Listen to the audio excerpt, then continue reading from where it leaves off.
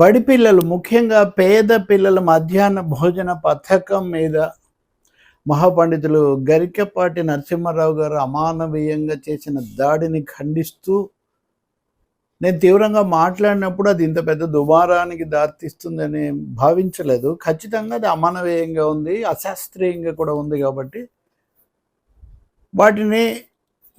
వాటిపైన విమర్శ అవసరమని నేను భావించాను. ఒక విషయం వీక్షకులు దృష్టిలో పెట్టుకోవాల్సి ఉంటుంది. సోషల్ మీడియా అన్నది లేదా మీడియా అన్నది వీక్షకులను దృష్టిలో పెట్టుకుని నడుస్తూ ఉంటుంది చాలామంది వరకు. మాలాంటి వాళ్ళం అభిప్రాయాలు చెప్తాం, కానీ ఎక్కువ మంది ట్రెండింగ్లో ఉంటుందా లేదా, దీనికి రిసెప్షన్ ఉంటుందా లేదా, లేకపోతే ఏమన్నా బెడిసి కొడుతుందా, ఇవన్నీ లెక్కేసుకొని మాట్లాడతారు. అదేం తప్పు కాదు, ఎవరి పద్ధతులు వాళ్ళవి. ఇక్కడ గరికపాటి విషయంలో జరిగింది అదే. నిజానికి నేను ఎవరో ఒక మిత్రుడు, వేణుగోపాల్ రెడ్డి అనే మిత్రుడి ఫేస్బుక్ వాళ్ళు దాన్ని చూసిన తర్వాత నాకు కలిగిన స్పందన నేను వెంటనే మాట్లాడాను. అది పంపించా కూడా ఆయనకు, మీరు చూశాక నేను మాట్లాడాను అని. ఆ తర్వాత జరిగింది ఏంటి, ఇప్పుడు జరుగుతుంది ఏంటి అంటే ఇప్పటికీ కూడా గరికపాటి బృందంలో ఏం మార్పు లేదు. పైగా ఈ మాట్లాడే వాళ్ళందరూ మూర్ఖులు, ఆయన అలా మాట్లాడనే లేదనే విధంగా ఏదో వక్రీకరించారని, లేని వక్రీకరణ తీసుకొని వచ్చి సమర్థించుకోవడానికి ఒక విఫలయత్నం, హాస్యాస్పదమైనటువంటి ప్రయత్నం చేసి భంగపడ్డారు ఘోరంగా. ఎందుకంటే అది ఉంది. 1-2 ముఖ్యమైన ఛానల్స్ అడిగితే కూడా నేను దాన్ని పంపించా. ఇక్కడ సమస్య గరికపాటి కాదు, వ్యక్తులు ముఖ్యంగా వాళ్ళు చేపట్టిన విషయం. నేనైతే వ్యక్తిగతంగా ఆయనేమి ఒక మాట కూడా అనలేదు. వాళ్ళే మూర్ఖులు అది ఇది అన్నారు. అయితే ఆ తర్వాత food commission chairman Pratap Reddy గారిని ఇంకా కొంతమంది వెంటనే స్పందించారు. ఆయన కూడా ఫుడ్ కమిషన్ అది చాలా సంతోషం. కానీ అధికార కూటమికి సంబంధించిన వాళ్ళు మటుకు ఎవరు మంత్రులు నాయకులు మాట్లాడకపోవటం బాధాకరమే. ఎందుకంటే ప్రభుత్వాలు మేము పెట్టే మధ్యాహ్నం భోజనాన్ని మీరు ఎందుకు ఆక్షేపిస్తున్నారని ఎవరికైనా అందరికీ రావాలి కదా కోపం.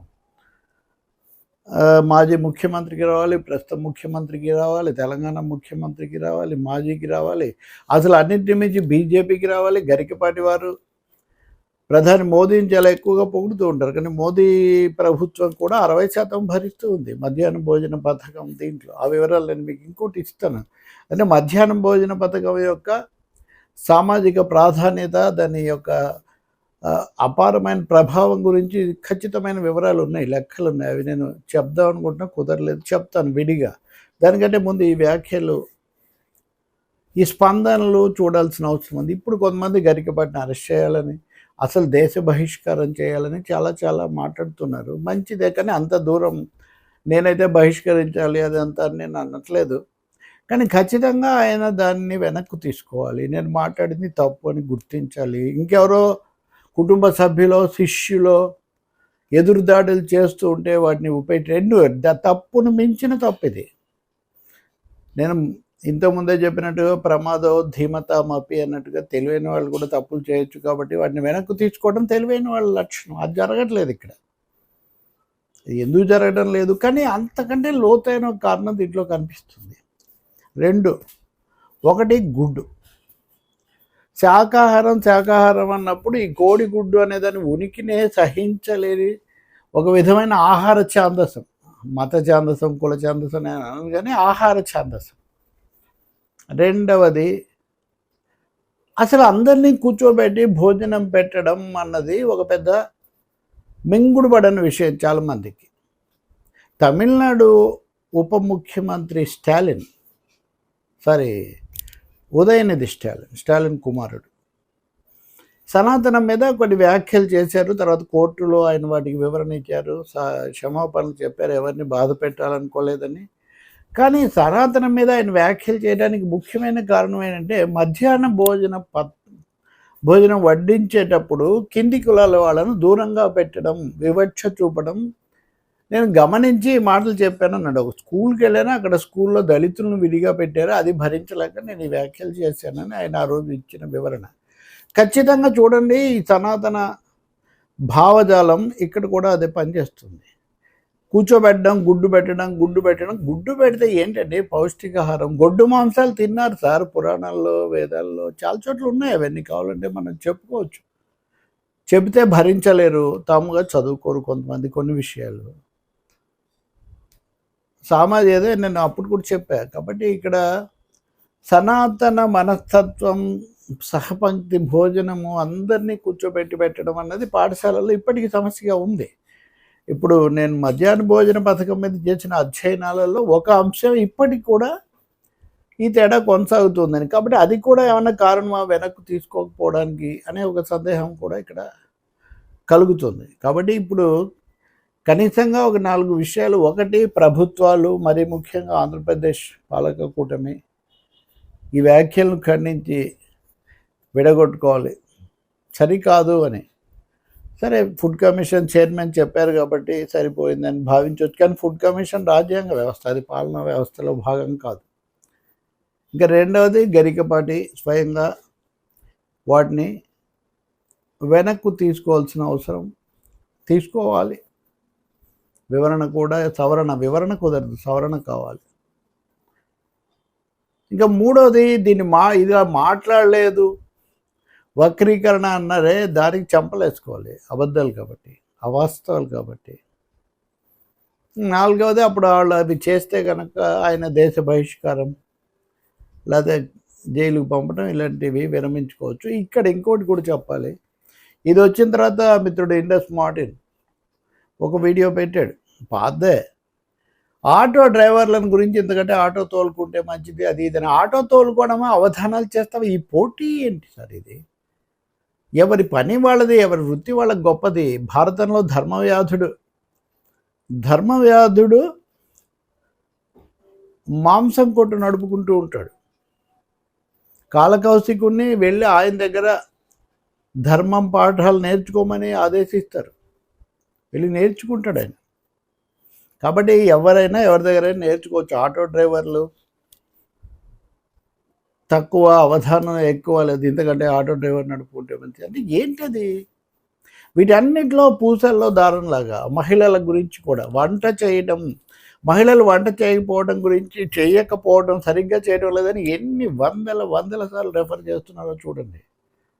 ఎవరో మిత్రులు స్పందన ఒక వీడియో పెట్టారు. నిజమే, అవధానులు అనేవాళ్ళు చాలామంది ఉన్నారు. ఇది వరకు పేర్లు కూడా ఉన్నాయి, కానీ ఎందుకు కొంతమంది మళ్ళీ మిస్ అవ్వచ్చు, కొంతమంది రావచ్చు. వాళ్ళు మహా ప్రతిభావంతులు. ఈయన కూడా అవధానే, ప్రతిభావంతులే కావచ్చు. కానీ వాళ్ళెవరు ఈ అసందర్భమైన, అమానవీయమైన, అనవసరమైన అన్నింటిని మించి వాళ్ళు ఎప్పుడు మాట్లాడరు. తమ ప్రక్రియ, తమ పాండిత్యం ఏదో చూపించుకుంటారు, నమస్కారం పెట్టుకుంటారు. కాబట్టి మార్చుకోవాల్సిన ఈ పద్ధతి, ఇలాంటి మాటలు మహిళలను, దళిత వర్గాలను, అన్య మతాలను, ఇతర రకాలైన విశ్వాసాలను, లేకపోతే కొన్ని ఆధునికమైన సంస్కరణలో వచ్చినటువంటి మార్పులను ఎగతాళి చేసే, అపహాస్యం చేసే ధోరణి ఇప్పటికైనా విరమించుకుంటారని మనం ఆశించాలి. కుళ్ళు జోకులు వేస్తే ఎవరైనా నవ్వుతారండి. అలాగే అగ్లీ రెఫరెన్సెస్, ఉదాహరణకు మహిళల వస్త్రధారణ, ముడతలని మాట్లాడలేదా? మాట్లాడారు కదా. ఒక్కసారి అయితే పొరపాటు, రెండోసారి అయితే ఏదో గ్రహపాటు, మూడోసారి అలవాటుగా మారిపోయింది కదా మీకు. మీ అలవాటు సమాజానికి తలపోటుగా మారింది, తల వంపులుగా కూడా దారితీస్తూ ఉంది. దిద్దుకోవటం చాలా మంచిది. బుద్ధిమంతులు, బుద్ధిశాలులు తప్పులు, పొరపాట్లు దిద్దుకుంటారు. వ్యక్తిగతంగా చాలా వచ్చాయి, ఎప్పుడే వాటి గురించి ఏం స్పందించలేదు. నిన్న కాక మొన్న ఆంధ్రప్రదేశ్ పేరు తెలుగునాడు అని మార్చాలని. ఏం మాట సార్, తెలుగు రాష్ట్రాలు 2 ఉంటే ఆంధ్రప్రదేశ్ ఒక్కటే తెలుగునాడు ఎలా పెట్టుకుంటుంది? కాబట్టి ఇవన్నీ ఎక్కడో ఈ పాండిత్యం దారి తప్పిపోతూ ఉంది. కొంచెం దారిలోకి వికట కవిత్వం మరీ వికటిస్తూ ఉంది. తగ్గాలి, ఈ ధోరణి తగ్గాలి. మళ్ళీ సరైన కోణంలో అప్పుడప్పుడు కొంచెం అన్నిటినీ సమన్వయం చేసి కాస్త సమతుల్యంగా చెప్పిన రోజులు మళ్ళీ ఆయనకు తిరిగి వస్తాయని చెప్పి మనం కోరుకోవాలి. దీని మీద స్పందించి ఇటువంటి సహించబోమని, ఇది ఒక పెద్ద గుణపాఠం. ప్రవచనం అంటే వచనం, మంచి మాట. ప్రవచనం ప్రకృష్టమైన వచనం. ప్రకృష్టంగా ఉండాల్సింది నికృష్టంగా మారకూడదు కదా. అది ఇక్కడ వచ్చిన సమస్య. ఇప్పటికైనా వెనక్కు తీసుకుంటారేమో, మనం చూద్దాం. ఇంకొంతమంది ఇప్పటికీ ఎదురుదాడి చేసేవాళ్ళు ఉన్నారు, ఆయన చెప్పింది అది కాదు ఇది అని. కొంతమంది అయితే సూటిగా చెప్పకుండా సన్నాయి నొక్కులు, ఆయన పాండిత్యాన్ని చూపించి, పాండిత్యమేనండి, పాఠాలు పాఠాలే. దాన్ని ఖచ్చితంగా ఆ రెండింటికి తేడా గుర్తించండి. తిరోగామి దృక్పథము, వెనక్క చూపు, అవి వాటి వల్ల వస్తాయి. ఇట్లాంటివన్నీ ఊరికినే రావు. అవి మారుతాయా లేదా అనేదే ఇక్కడ ప్రశ్న. చాలామంది ఇప్పుడు కనీసం ఇప్పుడు సరే బీఆర్ఎస్ నాయకుడు ఆయన ప్రవీణ్ కుమార్ మాట్లాడారు, అలా కొద్దిమంది మాట్లాడుతున్నారు, ఇంకా చాలామంది మాట్లాడాలి. సరే వామపక్షాలు ఎలాగో మాట్లాడతాయి. నేనైతే కొన్ని ఛానల్స్ ఇది అయిన తర్వాత నన్ను పిలిస్తే కూడా వెళ్ళా అదే అంశం చెప్పడం. రెండవది ఆయన మీద ఏదో ఉన్నట్టుగా అదేం లేదు. ఆయన ముందు నుంచి వెనక్కు నుంచి ముందుకు. ఇప్పుడు మనకు ద్వ్యర్థి కావ్యాలని ఉంటాయి రెండు, ఇటు చూస్తే రామాయణ అర్థం, అటు చూస్తే మహాభారత అర్థం. ఇవన్నీ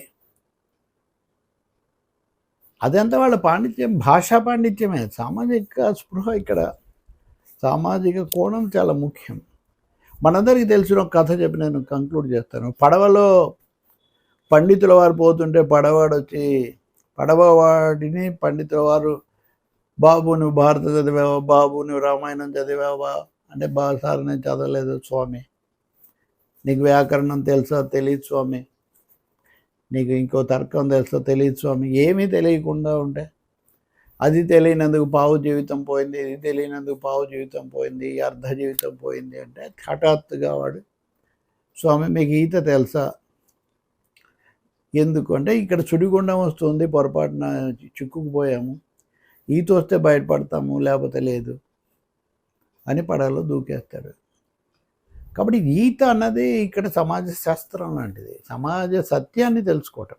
అదే ఇక్కడ తలకిందులైంది. అది పేద పిల్లల మీద ఒక విధమైన చులకన భావంలాగా వాళ్ళకు వ్యతిరేకంగా మాట్లాడడంగా దారితీసింది. కాబట్టే ఇంత స్పందన ఇంకా కొనసాగుతుంది కూడా. ఇకపోతే పద్ధతి ప్రకారం మధ్యాహ్న భోజన పథకం, దాని ప్రయోజనాలు, దాని మీద అధ్యయనాలు నేను మీకు విడిగా మళ్ళీ చెప్తాను. సవరణ జరుగుతుందేమో చూద్దాం.